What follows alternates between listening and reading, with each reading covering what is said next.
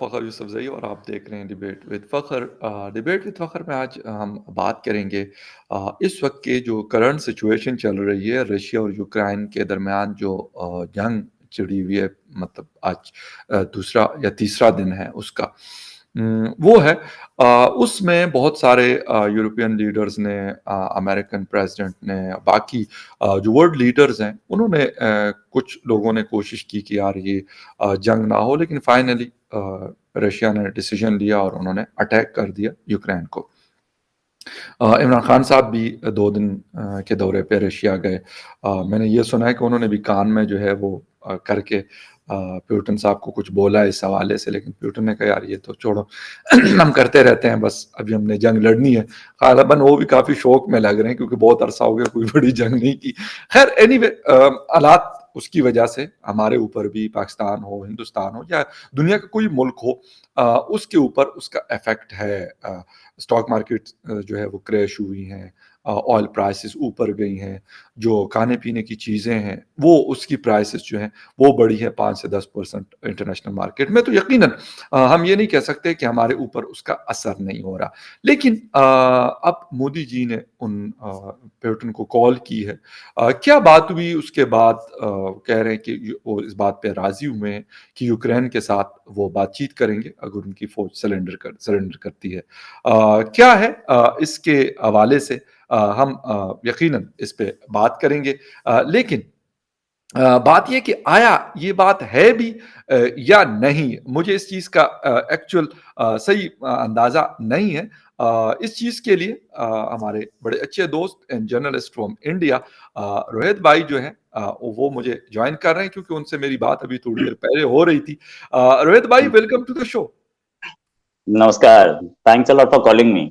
रोहित भाई, ये बताएं कि क्या हुआ है। कुछ लोग ये बता रहे हैं कि देखें, इमरान खान साहब वहां पे थे, बाकी बड़े वर्ल्ड लीडर ने व्लादिमीर पुतिन को कॉल की, बात हुई, घंटों बातें हुई, फ्रांस की बात हुई, बहुत सारे कंट्रीज की उनसे बात हुई जंग से पहले।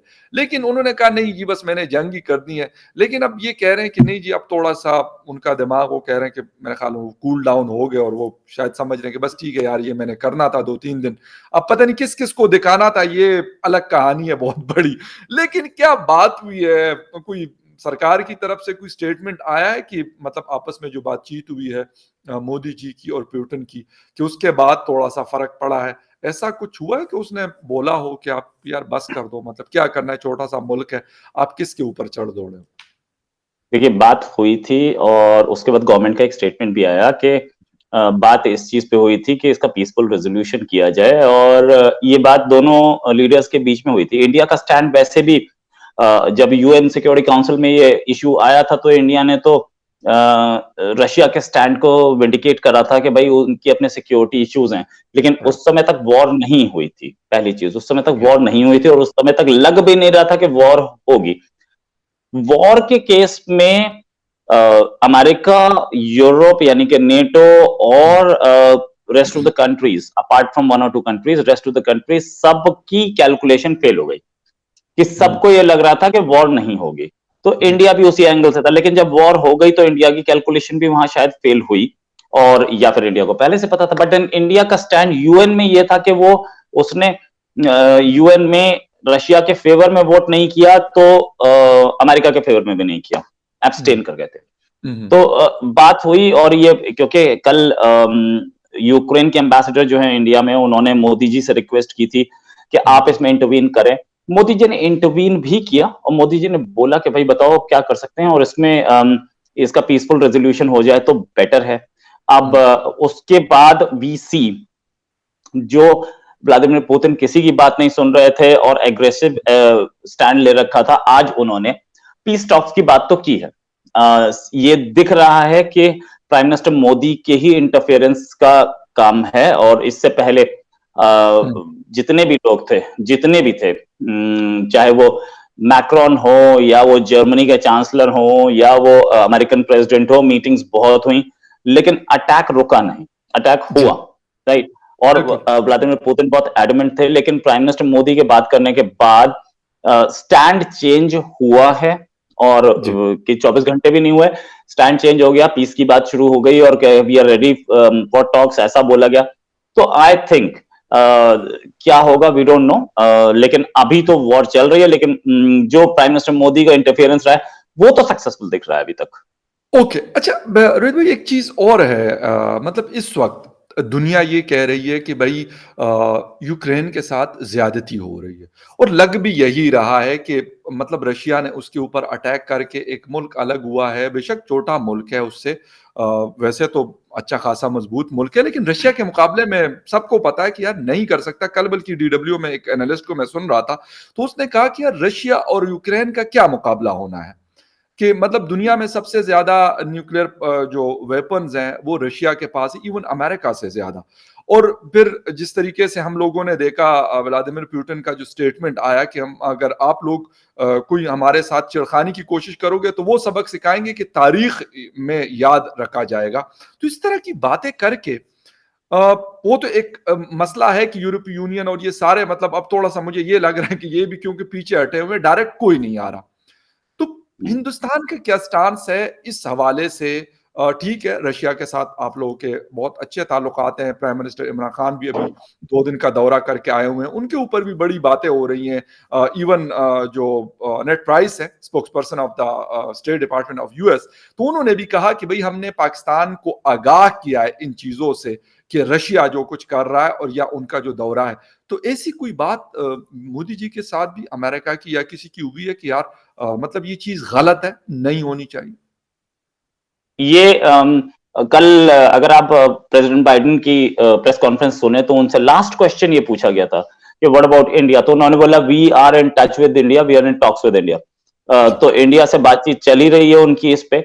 इंडिया का स्टैंड यही है कि पीसफुल रेजोल्यूशन होना चाहिए, जैसे कि प्राइम मिनिस्टर पाकिस्तान के इमरान खान, उन्होंने भी यही बोला कि पीसफुल होना चाहिए, जंग किसी मसले का हल नहीं है, ये दोनों कंट्रीज का वो था। लेकिन इस वॉर से एक बात तो बहुत क्लियर हुई कि आप कितने भी अलायंसेस ज्वाइन कर लीजिए या आप कितने भी आपके साथ दोस्त खड़े हो, जब आप क्राइसिस में होंगे तो ना नेटो आएगा ना अमेरिका आएगा। यस, तो ये एग्जैक्टली। एक नई तरीके की इनसिक्योरिटी लाएगा पूरी वर्ल्ड में यू आर कि राइट। आपके ऊपर अटैक किया है तो आप, ये एक वेपन्स रेस लाएगा, पहली चीज।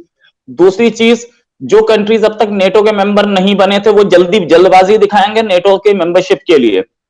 ओके। तो ये भी, ये प्रेसिडेंट पुतिन अगर एक कंट्री को रोक रहे थे तो वो 10 कंट्री अब और नेटो के मेंबर बनेंगे इससे। ये दो चीजें एक नई आर्म्स रेस को लीड कर सकता है ये। और है तो स्ट्रेंज, है तो मैटर सीरियस ही, ये कंट्री पे अटैक हुआ है और वो भी एक बड़ा कंट्री है, छोटा कंट्री नहीं है यूक्रेन, यूरोपियन कंट्री है। और this is a serious issue जो कि जिसको अमेरिका को अब तक डील कर लेना चाहिए था। या यूएन ने इसमें क्या किया? यूएन भी इसमें म्यूट स्पेक्टेटर बना बैठा है, यूएन ने भी कुछ ऐसा काम तो एग्जैक्टली, किया नहीं, मुझे तो नहीं दिख रहा। एब्सोल्युटली राइट रोहित भाई, ये बिल्कुल यही बात। मतलब इससे हम क्या अखज कर सकते हैं? इसका मतलब है कि टेट फॉर टेट, या फिर मतलब सॉरी माइट इज राइट, जिसके हाथ में ताकत है वो कुछ भी कर ले। मतलब दुनिया के 3 4 या 5 ऐसे ममालिक है जिनके पास नो डाउट की ताकत है, अमेरिका है, रशिया है, चाइना है, ये कंट्रीज है। तो इसका मतलब है कि ये फिर किसी के ऊपर भी चढ़ दौड़ सकते हैं। ये तो एक मैं कहता हूं कि एक अलग इशू बन गया। यूरोपीय यूनियन वैसे तो बड़ी बड़ी बातें करते हैं और मतलब ताकत भी रखते हैं, ऐसा नहीं है कि उनके पास नहीं है पावर, लेकिन यहां पर मुझे उनका रोल, या फिर यूनाइटेड नेशन का, सर मैं कहता हूं कि वो हमारे एक पुराने प्राइम मिनिस्टर जुल्फिकार अली भुट्टो साहब ने वहां तकरीर की थी कि ये व्हाइट एलिफेंट है। तो मैं तो कहता हूं कि ये वाकई इस तरीके से रोल प्ले कर रहा, मतलब चले वो तो आज से 30 साल पुरानी बात है, लेकिन आज के दौर में भी बिल्कुल मुकम्मल खामोशी है, कुछ नहीं कहा जा रहा, कुछ नहीं हो रहा। और दूसरी चीज ये है कि मुकम्मल खामोशी से ज्यादा कि यूएन है किस लिए, यूएन सिक्योरिटी काउंसिल है यस, किस लिए? क्या उनका काम ये नहीं है? तो what is the UN for? क्या यूएन इसी चीज के लिए बैठा है वहां पे कि वो एक साल में एक जनरल असेंबली करावे और एक सिक्योरिटी काउंसिल रखे जिसमें वो 1945 में जो लोग विनर्स थे या 45 में जो पावर्स थी वर्ल्ड की, उनको बैठा करके वहां पे खिलाए पिलाए और उनसे डिस्कशन करा ले, सिर्फ इसी चीज के लिए? यूएन का काम है। लीग ऑफ नेशंस इसीलिए फेल हुई ना कि वॉर हो गई थी। यस, अब लीग ऑफ नेशंस के रास्ते पे नहीं चल रही है यूएन। यूएन का काम है स्मॉलर कंट्रीज को प्रोटेक्ट करना, and is this is the biggest failure of UN, although nobody will claim that. कोई नहीं बोलेगा, क्योंकि सबके सब कोई नहीं चाहता कि यूएन पे उंगली उठे और यूएन हट जाए और एक नई ऑर्गेनाइजेशन आए उसकी जगह। यूएन एक टूथलेस ऑर्गेनाइजेशन बन चुकी है। तो यूएन को एम्पावर करना बहुत जरूरी है। इससे पहले हमने देखा सद्दाम हुसैन पे भी अटैक हुआ, यूएन को बाईपास किया गया। हमने देखा कोसोवो को एक अलग कंट्री बना दिया गया, यूएन को बाईपास किया गया। हमने देखा कि साउथ ओसेटिया और अबकाजिया पे कब्जा किया रशिया ने, यूएन को बाईपास किया। कितनी बार यूएन को ये देख, पिछले 30 साल में ये पूरा गेम हुआ ना। तो UN, what is the UN doing? और यूएन बनी किस लिए थी? UN is moreover like an organization जिसके पास कुछ नहीं है, जो कुछ कर नहीं सकती, फंड्स मांगती रहती है, फंड्स की भी कमी है उसके पास। पोलियो इरेडिकेशन या कोरोना वैक्सीन वो डब्ल्यूएचओ कर रही है, तो यूएन क्या कर रहा है? डब्ल्यूएचओ कुछ करती है वो काम, ठीक, डब्ल्यूटीओ कुछ कर रहा है। तो what is the value of UN? मुझे तो अब तक ये नहीं समझ में आया। एक कंट्री पे अटैक हो गया, यूएन का मेंबर था भाई। हाँ बिल्कुल। अच्छा, ये मुझे बताया कि चाइना के रोल को क्या, मतलब किस तरीके से देख रहे हैं, क्योंकि वो भी तो रशिया के साथ इस वक्त खड़ा है। अमेरिका को ललकारने के लिए सारा कुछ हुआ। हालांकि जब जंग नहीं छिड़ी थी तो उस वक्त जो बाइडेन साहब के बयानात हम देखते थे, बाकी लोगों के जो वेस्टर्न पावर्स हैं, लग ऐसे रहा था कि वो शायद रशिया के सामने खड़े होंगे और मतलब शायद उनको किसी तरीके से रोकेंगे। लेकिन प्यूटन, मेरे ख्याल, और शी जिनपिंग, उनको पता था कि यार इन तिलों में तेल नहीं है, कुछ नहीं करेंगे हम, मतलब जो मर्जी कर लें, चढ़ दौड़े फिर। हाँ देखिए, ये बात सही है। चाइना का भी अपना रोल जो है वो एक अलग रोल है। इस समय पुतिन और चाइना दोनों एक ही पेज पे दिख रहे हैं, एक पेज पे दिख रहे हैं। चाइना भी कोई यूएन की बहुत ज्यादा इज्जत करता हमें दिख नहीं रहा है, क्योंकि वो भी जिस तरीके से वो यूएन के मेंबर स्टेट्स की ही जमीन को अपनी बता रहा है। हालांकि मैप्स दिए गए हैं सारे यूएन के, सारे मैप्स यूएन के पास हैं, और वो 1950s में 60s में जो मैप्स दिए गए थे आज उनको वो डिनाई कर रहा है। वो तो व्लादिवोस्टोक तक को अपना बता रहा है। तो चाइना भी यूएन की कोई इज्जत नहीं करता दिख रहा। But still they should know कि किस तरीके का काम है, और यूएन को एम्पावर करना बहुत जरूरी है। अदरवाइज अभी लोग बोल रहे हैं थर्ड वर्ल्ड वॉर होने वाली है। ये it is subjected to speculation कि थर्ड वर्ल्ड वॉर होने वाली है कि नहीं, लेकिन इस चीज में पोटेंशियल तो था थर्ड वर्ल्ड वॉर होने का। अगर रशिया के खिलाफ अमेरिका और नेटो घुस जाते तो it was more over third world war, right. वो उन लोगों ने थर्ड वर्ल्ड वॉर अवॉइड किया, यूक्रेन को सैक्रिफाइस करके, या क्या किया, मतलब कुछ फर्स्ट वर्ल्ड वॉर ऐसे वाली हालत नहीं है जैसे कि हिटलर ने अपनी आर्मी चेकोस्लोवाकिया में घुसाई और बाकी जो पावर्स थी वर्ल्ड की वो बोली कि अच्छा चेकोस्लोवाकिया तुम्हें दे दिया। अरे कंट्री किसी दूसरे का, तुम सारे के सारे बोल रहे हो चेकोस्लोवाकिया तुझे दे दिया, और हिटलर ऐसे ही बढ़ता चला गया। तो क्या वो सिचुएशन नहीं दिख रही है pre war era of second world war? मुझे तो ऐसा ही कुछ दिख रहा है। बट स्टिल यूएन, फिर बोल रहा हूं, यूएन इज फेलिंग, और उसका फेल होना एक बहुत सीरियस इशू है। छोटे कंट्रीज अपने आप को यहां पर अब ज्यादा से ज्यादा पावर्स के साथ अलाइन करने की कोशिश करेंगे, और इसमें मैटर बढ़ता जाएगा। अच्छा, एक चीज और है, मतलब जिस तरीके से अब खबरें ये भी आ रही है कि एक वहां के यूक्रेन के प्रेसिडेंट ने कहा है कि कल यूरोपीय यूनियन से जब उनकी बात हुई, उन्होंने कहा कि हो सकता है कि दोबारा आप मुझे जिंदा ना देखें। मतलब एक बड़ी क्रूशियल सिचुएशन है, और रशिया ने कहा भी यही है कि वहां के प्रेसिडेंट को मारना ही असल शायद मकसद है। इसके साथ साथ ताइवान में कहा जा रहा है कि वहां पे कोई अमेरिकन नई डिप्लॉयमेंट हुई है। तो मतलब दुनिया करना क्या चाहती है अगर एक एक इंसान की जिंदगी नहीं बचा सकती, जो अपने आप को बड़ा सिविलाइज मतलब कौमें कहते हैं। हम तो चले, हमें तो थर्ड वर्ल्ड कंट्री कहा जाता है ना, मतलब हमारे एशिया को या एशियंस को, लेकिन ये तो बड़े सिविलाइज लोग हैं। तो फिर ये क्यों नहीं कर सक रहे ये चीजें? मतलब हर चीज है इनके पास, स्टेट ऑफ द आर्ट हर चीज मौजूद है, जो शायद हमारे और आपके पास उस तरह की ना हो। बनाते खुद है क्योंकि देखिए सिविलाइज्ड कंट्रीज हैं, तो ये